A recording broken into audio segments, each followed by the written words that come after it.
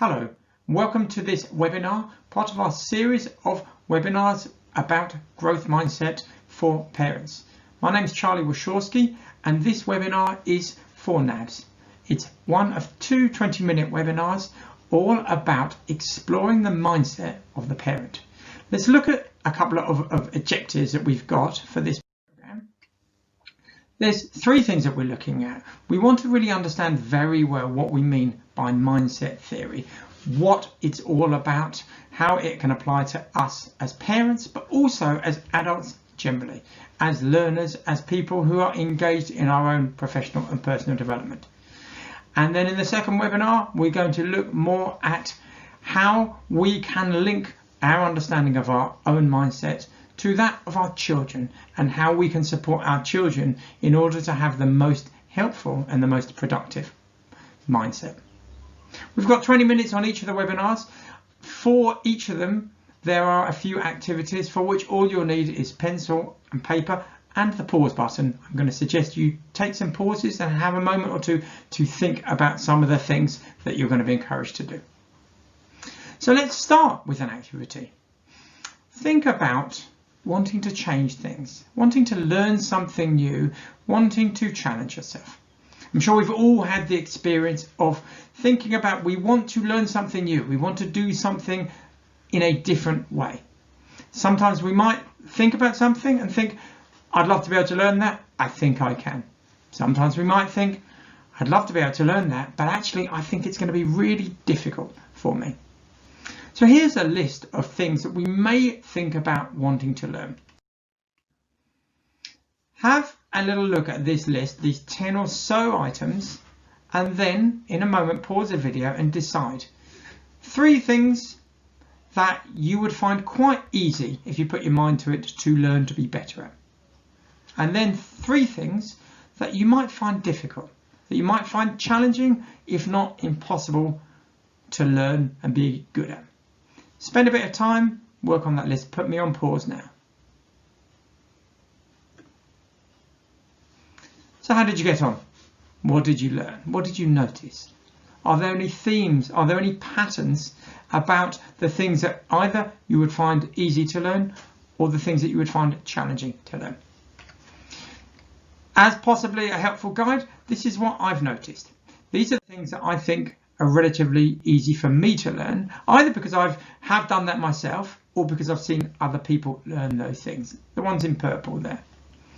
And the things in red are the things I definitely would find challenging to learn to be good at.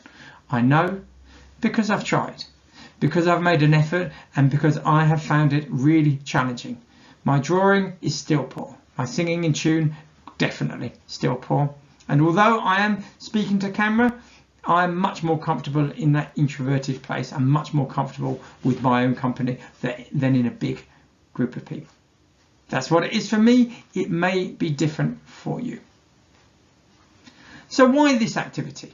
We do this activity because we really want to start thinking about the possibility of change, the possibility of changing attributes and understanding our relationship to them. So let's push on and look at what we mean by mindset and mindset theory. It starts with this chap, Alfred Binet. In 1913, he came up with the idea of the IQ. And the IQ, as I'm sure we all know, is what we can use now to measure our intelligence. It's pretty well used as a universal standard. But Binet did not design the IQ to measure a fixed level of intelligence. He designed it to help both students and teachers understand their own current levels so that they could learn, so that they could grow, so that they could develop. Unfortunately, what's happened in the last 100 years is it's been taken by academics to be turned into a fixed measure of our intelligence. For some, that's really helpful. If you know your IQ is 100 and whatever, great. If you know it's not so high, then not so great. Carol Dweck looked at this 50 years later when she was a youngster in school, and she asked herself this question: how come some students in my class can learn really well, and how come some students in my class can't learn very well? We're all about the same amount of intelligence. And she has devoted 45 years of research and thousands of studies to try and come up with an understanding about our attitude towards our own learning, our attitude towards our own development. And the theory she's developed, and it is well proven now, is called mindset theory. So let's take her through it. In essence, we can be considered as either having a fixed mindset or a growth mindset. Probably not in everything, and probably different for different aspects of our lives, but nevertheless, we probably operate in one of those two ways. If we have a fixed mindset, we are likely to see the world only in one way, and we're likely to see only our intelligence only in one way. The word entity means what we had, we are a closed entity and we're unlikely to improve or get any better. We believe strongly in the idea of a natural born God-given talent, and it is all about nature over nurture, which means change, progress, challenging, effort. There is no point in that. We've got what we've got and we do the best with what we've got. Whereas if we have a growth mindset, we're much more likely to have a much more flexible view of not just the world, but of our own intelligence. It's sometimes called an incremental theory, the idea that we can grow in levels, in increments, and keep on improving. So effort is worthwhile. It's worth putting in effort because we are likely to be able to improve. It's not nature or nurture, it's nature times nurture, no multiplier. We'll talk more about that later. And that absolutely change is normal. So we can start to see that in some areas of our life we may have a fixed approach, in other areas we may have a growth approach. And although we know now, and there's enough evidence to show that we can change our cognitive intelligence, there's been enough research done about it, it's whether we believe it or not.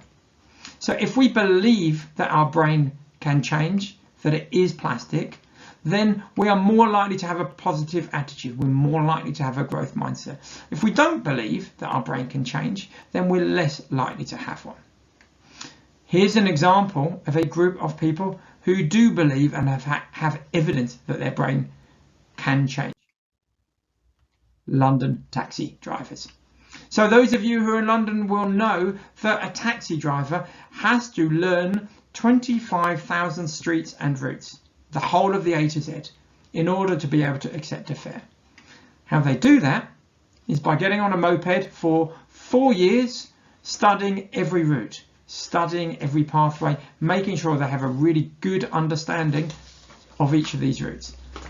And MRI scans show that taxi drivers have a hippocampus where our memories are restored. That is 25% bigger at the end of their training than at the beginning. So we can change our brain structure, we can change our intelligence. That's a really important thing to know and to believe and to understand. So we've got fixed mindset, we've got growth mindset, and we've got the idea that we can change our brains. Let's see where mindset shows up. So have a look at this list of 7 or 8 items and decide what happens to you when you are exposed to this. Needing praise, getting feedback, feeling that you've failed in something. Put me on pause for a couple of minutes and make a couple of notes. How do you respond to each of these areas? Okay. What did you notice? What did you pick up? What did you write down? Perhaps you noticed some things that sit in the fixed mindset column, that actually challenges and effort are things that you resist. That you overly rely on praise, on someone else externally bringing in information about you, that you really resist feedback, that you find it very hard to hear. If that is the case, do not worry. Many people are like that, and it is something we can change. It is something we can work on. When I started doing mindset work, I absolutely ticked everything in this column. I was absolutely like that in a lot of ways. But you might find it's more like this, that you see that you are open for challenge, that you don't mind getting critical feedback, that you're not desperate for praise, that you are very much more self-contained in that way, and that actually you are open for challenge, you are open for development. Whichever you are, this is your snapshot. This tells you where you are as an adult, as someone engaged in your own professional or your personal development, and the bits that are useful we'll keep, the bits that are less useful we'll start working on. So I mentioned earlier on nature or nurture. Now this is a really important element, because sometimes we can use the nature or nurture argument as a reason for saying, okay, this is now why I'm not so good at something, because my parents weren't good at it, because no one in my type of community is any good at that. We all know the stereotypes, you know, girls can't catch, people from certain ethnicities are better at this thing and that thing. Well, actually, the argument of nature or nurture is a bit redundant. There's enough research to show it's not one or the other. It's actually nature times nurture. Those of us who are parents, we probably observe with our different children that they have tendencies to be better at one thing or another thing at quite an early age. I remember one of my daughters definitely was really good at climbing when she was about 2, more so than her brother, who was 2 years older than him. But that didn't mean he hasn't got the opportunity to learn to be a good climber too. So it is about the innate abilities that we started with to a certain degree, but then we add in how we're brought up. So we add in the parenting that we received. We add in all the input that we had from school and from other communities. But then we also add in the opportunities that we are given. So we might find that because we are in a community that is interested in, for example, a certain sport, a certain craft, that we go to a school that happen to have a really big swimming pool or a tennis court or a playing field, that we get those opportunities. In this wonderful book, Bounce by Matthew Said, he was a UK GB athlete in the Olympics, table tennis. He shared that half of the GB table tennis team lived in one street, in the street that he lived in Reading. Now clearly that's nothing to do with nature. It's all about the opportunity. It's all about the fact that in that street there happened to have been a table tennis club, a table tennis coach, and a lot of enthusiasm for that sport. So we can put to one side the nature or nurture argument, and we can say, okay, whatever we were born with, then add into that how we've been brought up and opportunities that we have through our lives, so we can grow, we can develop. And what is the point of this? The point of this is to be able to change an attribute, anything that's not working. So here's our third and final activity for this session. And it's based on this quote here. It's about changing what we can do. We don't worry about if we had this attribute when we were born. We don't worry about if we've always not been very good at something. But we start to look at what we could do and what we could do differently. So here's the activity. Think about an attribute you want to change. It might be something like one of the ones on the list earlier on. You might want to learn to draw well. You might want to learn to speak French. You might want to learn to sew. Doesn't matter what it is. But it also might be a belief. It might be you want to develop your willpower. You want to develop your confidence. You want to develop your sense of self. Whichever it is, spend a couple of minutes now and write down a list. Any attributes that you want to change. And then when you've written a list, then give yourself a score, 1 to 10. 1 says, yeah, actually, I think they'd be quite easy to change. I think if I put my mind to it, I'll be able to. 10 says, actually, I think it would be a real challenge. It'd be really hard to change those things. Spend a couple of moments now, put me on pause and make your list.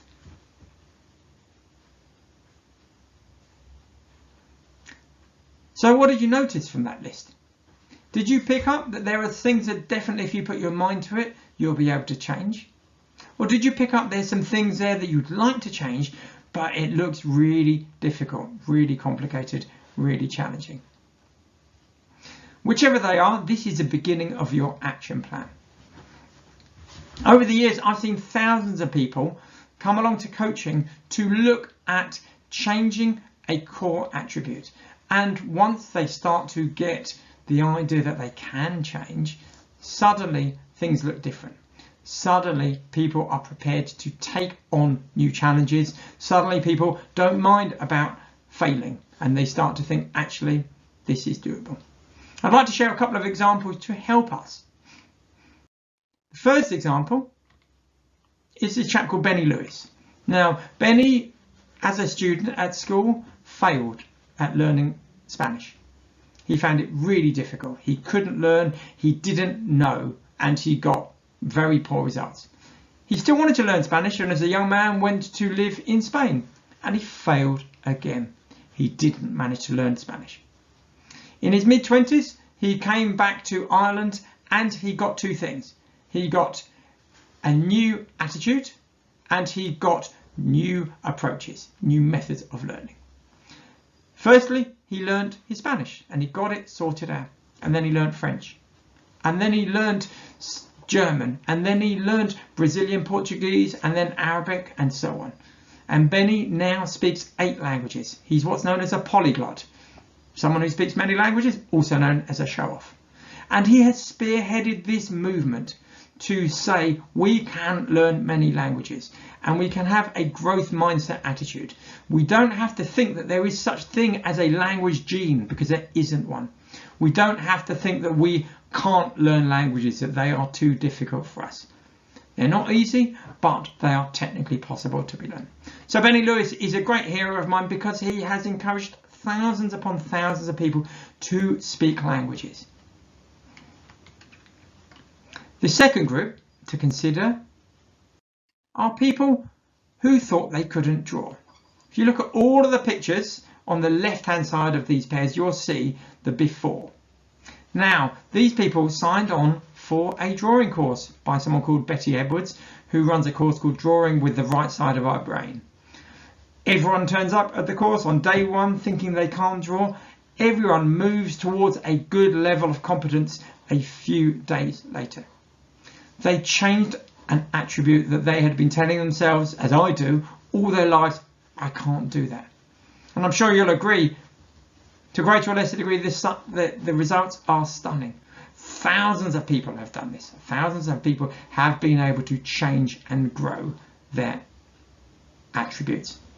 Spelling, writing, singing, dancing, drawing, languages, and many other examples of ways that people come along and change their attributes. So there are a couple to share just to inspire us when you go away and think about, am I going to work on, am I going to change an attribute? My encouragement is to do that and to share that with your children, to let them know, oh yeah, I'm not very good at that, but I'm going to get better. There is very little that's more inspiring to a child than to see an adult changing an attribute from something they couldn't do to something they can do. So we're coming towards the end of this first webinar, and let's take a few things away. A few things to reflect on. Whether you come back and watch the second webinar in 10 minutes time or in a week's time, reflect on these things. Firstly, what have you learned? What do you know now that you didn't know? What thoughts have been provoked and stimulated by some of the discussions today? If you asked your children, how would they describe you as a learner? What would they say? Would they say things that make you sound like you've got more of a growth mindset or more of a fixed mindset? And how much do you want to push on?